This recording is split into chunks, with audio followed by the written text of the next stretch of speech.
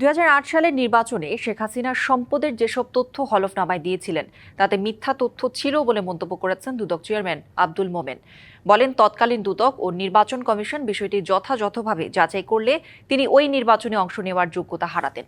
দুদক বিটে কর্মরত সাংবাদিকদের সংগঠন রিপোর্টার্স এগেইনস্ট করাপশনের ২২ বছরে পদার্পণ উপলক্ষে এক অনুষ্ঠান শেষে সাংবাদিকদের প্রশ্নের জবাবে তিনি এসব কথা বলেন। আরও বলেন, হলফনামায় অপ্রদর্শিত অর্থ বা সম্পদের বিষয়ে দুদকের তাৎক্ষণিকভাবে কিছু করার সুযোগ না থাকলেও নিজ নিজ এখতিয়ার থেকে সম্পদের তথ্য গোপনের বিষয়গুলো খতিয়ে দেখবে দুদক।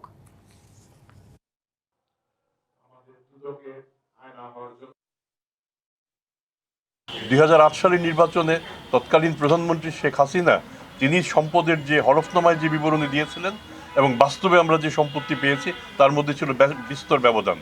সে সময় যদি দুর্নীতি দমন কমিশন এবং নির্বাচন কমিশন সঠিকভাবে কাজ করত তাহলে সেই সময়ই তার এই প্রার্থিতা বাতিল হওয়ার কথা ছিল। আমরা যদি দুর্নীতিবিহীন ব্যক্তিকে নির্বাচিত করে নিয়ে আসতে পারি, যদি তাদের শাসন সুপ্রতিষ্ঠিত হয়, আমাদের বিশ্বাস আগামী দিনগুলিতে বাংলাদেশ ভালো এগিয়ে যাবে।